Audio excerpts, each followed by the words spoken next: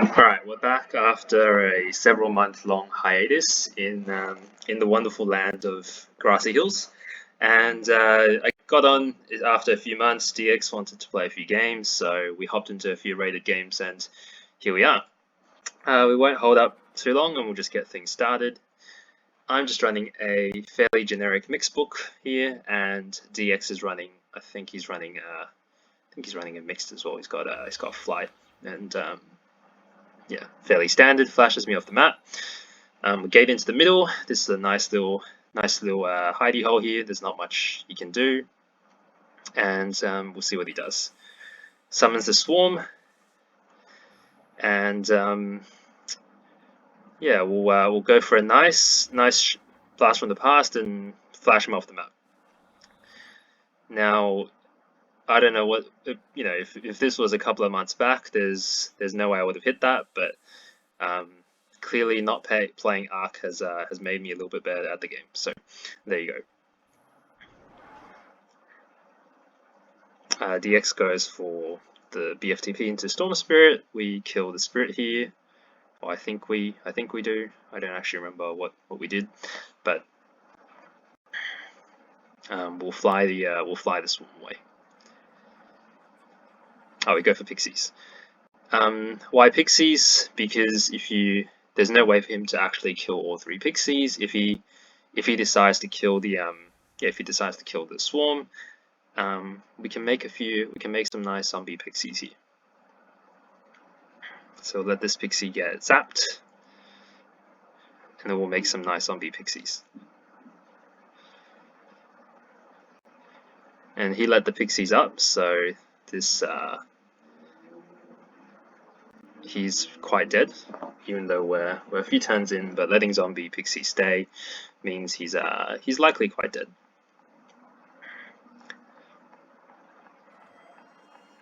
Okay, nice. We put the little pixie on top to block the sky ray as well, and wasn't sure if it will work, but I suppose it does. Now we've got two pixies, we've got the Dark Knight out, and yeah, we're in a fairly good spot. Flash is down, which is fine. We'll move the little pixie over, and pixies, they just fit through everything. So we'll trap him with the two pixies. Dark Knight is out already, so that's pretty much our way to win the game. And I could have blast from the past the ice shield, but going for the cog tower puts us in the tower, which is great. It opens the Dark Knight up, and now I feel bad. He teleported away, and it makes me feel as if I wasted my tower, and that makes me very upset. We don't want to waste our moves here. So what we'll do is we'll go for a little pixie elevator here. So we move the little pixies. See, cog tower can actually go up very, very slightly. So we'll go for some pixie gymnastics, and we run out of time because we're clowning around a little bit too much. So we just go for a standard DK charge. Goes the shock shield. Now, if I wasn't clowning around, I'll probably blast from the past this little area here, put the pixie down, and then charge him with the Dark Knight. But doing so kills my own pixie. It detowers me. He can probably suicide the. He can probably shock shield and then shock bomb the following turn, and then my Dark Knight dies, and he probably lives on 50 health, and I would win the game. But instead of going to win the game, I clown around a little bit more, and then it becomes pointless, and I waste my tower. So, moral of the story. Always waste your time in 60G, because we have nothing better to do than move pixies around. So anyway, charge the Dark Knight out. This opens up the little opening here for pixies to come through. And now, after wasting, I think, 2 or 3 turns, we'll bring the pixies in and start putting some pressure on him. We put the pixies together, get the aura to hit on both. Both auras hit the tree as well, so just a little, little trick, I guess you could say there. So we put the pixies in. Make sure to absorb it with the lower health pixie first, because now he can't suicide shock bomb and it kills both. So they're both above. They're both, or one of them is above 80 health. So that was just another small thing. We'll keep him trapped, and there's nothing really for us to do, but we want to start moving things over as well, because the Dark Knight's kind of useless up here, the Swarm's kind of useless, so we want to start breaking things down into this location. Why do we decide to hop on the Swarm and walk over instead of flying over? No idea, but it is what it is. He goes for the nice drain, kills one of the pixies, but this opens us up and opens the Dark Knight to go down, and hopefully once we get everything out of the way, we can go for a trap, and we'll see if we are able to get a trap on DX as well. Oh, we block up the exit. Yeah, we block up the exit just in case he somehow gets out. And we get a very nice trap onto him by some... Oh, okay. Well, I guess we don't get a nice trap on him. So he goes for the Dark Knight here, puts that on top, and we go for a little nice pixie elevatoring. See, the pixie elevator earlier was just a warm-up, so now we get the Dark Knight up to where it needs to be. I'm a little bit scared here because I kind of think, if I mess this up, I probably will die. But luckily, we cleave through and we win the first game. So on to the second game. We actually played a couple of games today. I think that was the first one. This was the second game. And DX said, he was playing Siggy. He had a book from 60 Kano. Wasn't the best book. So we'll verse him again in another game of 60 Grassy. We go second, so we've already, our chances of winning have already decreased another 20%. So we throw up the draw because that's the best play we can do going second. DX decides to mud me instead of flashing me off. So we go for the pixies because he's blocked himself from getting to the pixies, and we throw the draw away because he's let me get pixies up, and we're in a great position already. Summon Swarm, we've got some zombie pixies, and he's running his double aura book, unfortunately. So we don't get to enjoy our zombie pixies for very long, and that probably means he's running aura too. So I can't just recklessly hit my own pixie, otherwise he's gonna aura both, and we're gonna have a bad time.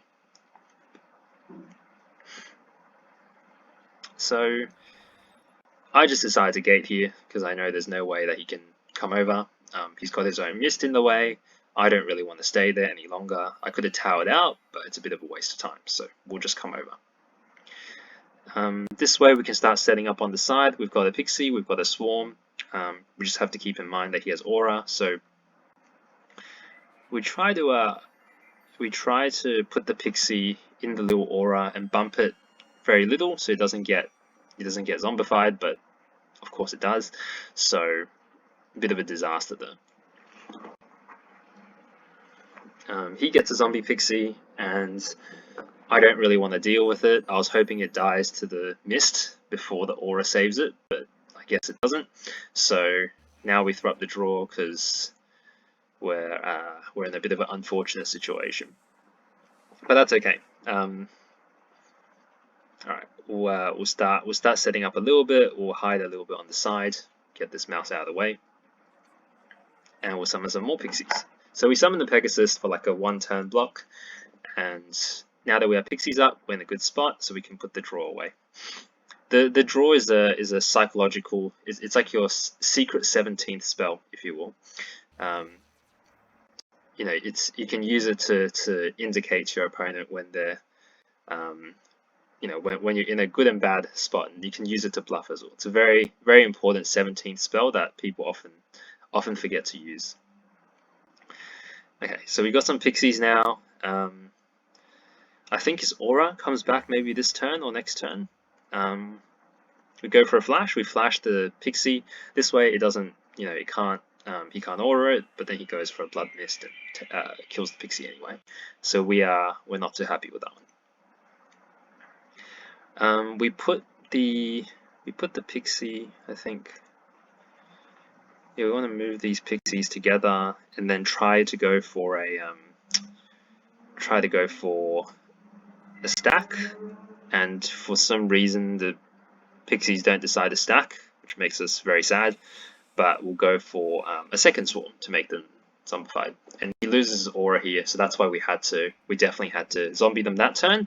Otherwise, it would have been a disaster. So DX reveals the purple shot here, and he kills nothing. So because he killed nothing, well, he might be screwed as a result.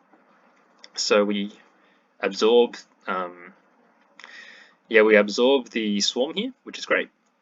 We bring out the second swarm. We've got one more swarm that we can, you know, slowly take out as well. And his pixie is trapped on the right side, so it can't really do anything. Once again, we clown around a little bit too long, and we run out of time to do anything of substantial value. So we decide to do some jank move, and we tree him in with ourselves, which is fine, I guess. DX brings the swarm here, he goes for the flash. This leaves me in blast from the past range, meaning I can, meaning that if he blasts from the past, I can get flash, so I need to be a little bit conscious of that as well. The first thing here would be, I don't try to swarm his swarm because I'm an idiot, and I think I forgot that I could go from the top left-hand corner, because otherwise I could have eaten up his swarm. Or maybe I was trying to save his swarm aura. I don't remember. Something along those lines. We'll go with the second one. We kill his pixie here, and we block him together. That means he can't BFTP me, except that he can. So I think we're okay. He can't really flash me because there's that pixie there. And then he goes for the Mega Boulder. It does okay. It kills one of the pixies. If it killed both, it would have been quite sad. But now we go for some surgical swarm plays again. So we put the pixie on top. We try to get that perfect stack. It hits both, and once the first one hits both, because I put the swarm on this little tree, I know the second one I just have to put it on the tree, and it should work in theory. So then we break the protection shield, and his 50 protection shield is broken, and we get to drain him off.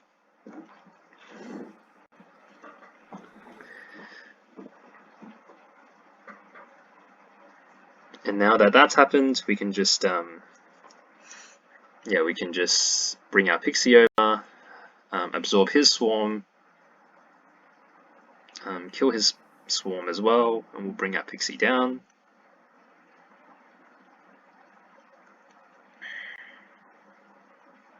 And then we'll stack him again, except, you know, the swarms are fat now.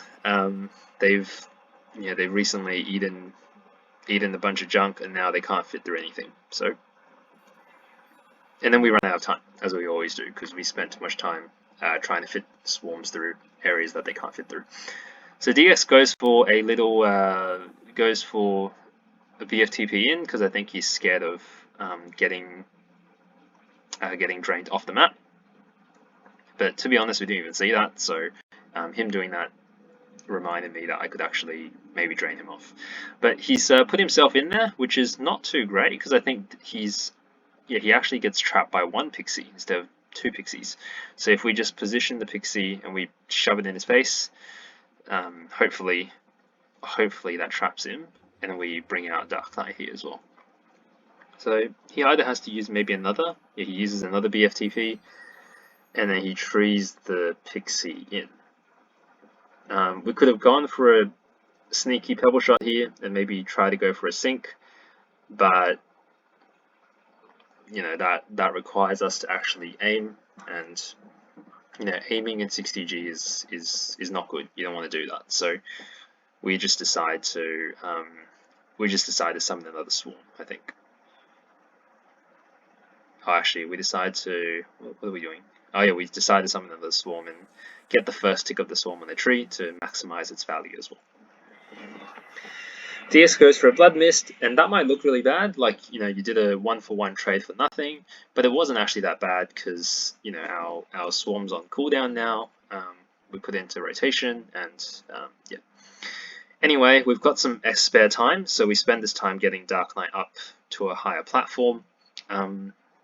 This is actually quite important because a lot of the time in 60 seconds, you only have 60 seconds per turn. For these little, for laddering, for minion laddering and all this sort of stuff, these maneuvers, oftentimes they can take a while. So if you can do it one turn to save some time on the following turn, it's generally a fairly good thing. So now we bring the Dark Knight down. It gets stuck, so we'll help it out a little bit. Pop the Dark Knight in there, and go for a trap somehow. And yeah, we somehow got the trap, which is pretty good. Not sure how that happened, but we'll take it. And DX has to gate away as a result. He gates up to the top. Now the normal thing to do would probably be to fly over and flash him, but any expression of aiming and skill is frowned upon in 60G, so we don't do that here. We'll just move the pixie there and trap him, and just hit him with swarms till he dies. Yep, put the pixie in his face, bring the swarm over. I think we've run out of time. Yeah, there's 8 spectators, so there's a boat full of people. So thanks everyone for joining, but we just popped the aura here, and we tried to put the swarm there, but there wasn't enough time. So hit him with the swarm. He's on 30 health. We go over for BFTP and then drain to pretty much finish the game. So a fairly simple one. And yeah, that's game 2. And we'll actually hop into a third game today. So this one's a little bit different. As you can see, I'm running some Storm level 3s because I always get messages and people say, you always play mixed books, you always play the same book. That's boring. Why don't you play something different? I don't play anything too wacky because it's hot garbage. You play it and you lose. But there's sometimes you can be a little bit creative with books. You can change it up a little bit. So we'll do that. We're playing on our alt Yugi, and we're gonna play a little bit of full storm today. The 4 spells that we've got is Glide, Floating Tower, Drain, and Monarchs. I can go through a bit of an explanation about the book at the end, but I won't bore everyone with it now, just in case people are interested. So DX starts the game, muds me, and we reveal the Floating Tower. He brings out a swarm, and he flies on over. And yeah, I was quite scared he's going to go for a mud here. He does go for a mud, and then he misses. See, this is why you don't use skill shots in 60G, because that happens. So we don't like to do that. We charge up our familiar. We drain our little monarch, and everyone's happy. So I think we revealed our storm familiar, and it's quite a lot of pressure. So DX feels a little bit scared, so he flies away and goes for a nice protection shield. So being full storm, we've got nothing to do because the book's hot garbage. So we'll just sit here and wait for something to happen. We'll summon a nice Cyclops. Gets immediately trapped. So that was achieved nothing. And then we bring out our other useless minion. We bring out the Storm Spirit, and that gets aura'd as well. That's fine. we bring the Storm Spirit down. We could have moved the Storm Spirit over and just shock shielded him, but then it would have just died like a swarm or something, so not really worth it. We'll put the Storm's shock shield this way. So if he does, summon the swarm, we can maybe bring the Spirit later to counter. And we set up a second Storm Shield, because if we use a Monarch to absorb the aura, then what would happen is the Monarch would turn into his, and then one shock shield won't be enough to kill the swarm. So we end up with 2 shock shields, and hopefully that achieves something. So now we bring our little Monarch over. We let it get taken. That's alright. We give it some time. We donate this Monarch across through the DX because we can summon a better minion later anyway. I realize that I probably won't have enough time to bring the Spirit over, so in hindsight, probably better that I should have flown it a bit closer the turn before, but that's okay. We fly down, we get rid of the swarm, and then we fly back up. We realize we have no time, and we just do some random play. So we just summon the Storm Dragon and hope it works out. DX might have been able to, come over, blast from the past, and try a flash off the map. Would it have worked? I don't know, maybe. But yeah, it would have been worth a shot, I think. He brings this Monarch to use the Flutter. I'm not too sure why, but maybe because he wants to use the Flutter whilst the Monarch is still alive.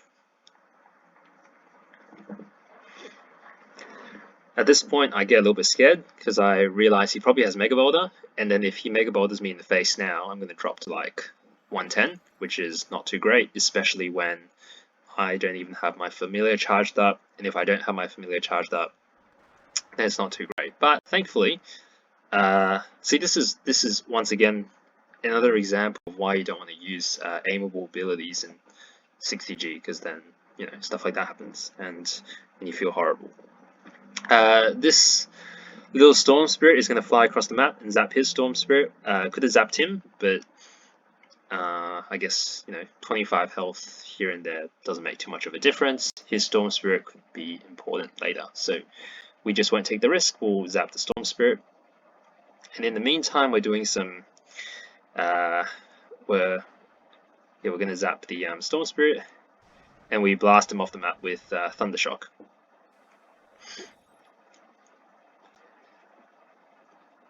And yeah, I mean, right now we're in a fairly good spot.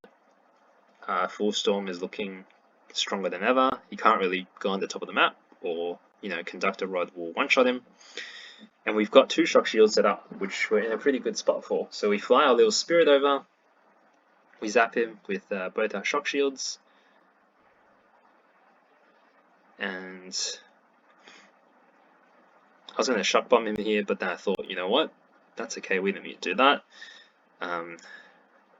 We brought out the Cyclops from 10 turns ago, hasn't done anything yet, so we'll use the give him a zap as well.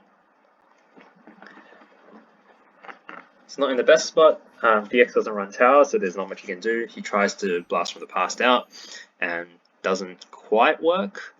So he goes for a tree, and now we can fly over, shock shield him, and basically thunder shock him for the game. We're on our ult, so we're not going to take the rating. We'll just zap into space, but and then accept the draw. So yeah, I guess that's the third game. I think it's been over probably a month or so since our last rated, but yeah, we got a few good games in versus DX. In terms of this book,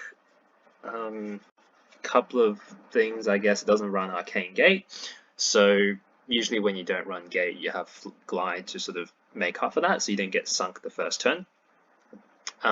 Why not Gate? Well, you don't really need Gate for anything. Usually you need Gate to maybe get around, you need Gate so you don't get sunk. Glide is a pretty good example of that, and also it doesn't run Protection Shield, because Protection Shield is like, it doesn't actually do anything. It's just a big Thanksgiving dinner, if you will, like it heals you 50. And The other thing is that it stops your flight from being knocked down, so it keeps you very mobile. But then full storm, you have flight, you have whistling winds, which is a 1-turn flight, and you also have glide, and you have monarchs to, minion bridge you around, and you have a dragon, and you have storm spirits. You can get to places without much trouble, so you don't really need to constantly have flight. And also the other thing about flight that's good is that you don't get flashed. Well, glide also does a similar thing, so as long as you're mindful of it, it's pretty good. Drain and monarchs is fairly self-explanatory. Monarchs come out quite early into the game. It gives you something to do turns 1 to 3, so they're a nice addition. They also have their little flutter ability, so a lot of the time as Storm you get trapped, and flutter is like a mini blast from the past that helps you get out of sticky situations if people minion trap you or they use their body to block you and stuff like that. And then glide also gives you access to floating tower, which is pretty cool. Usually you run cog tower because Storm really needs a tower, but then floating tower is like cog tower but a bit better because it flies up into the air. It's harder to keep you trapped.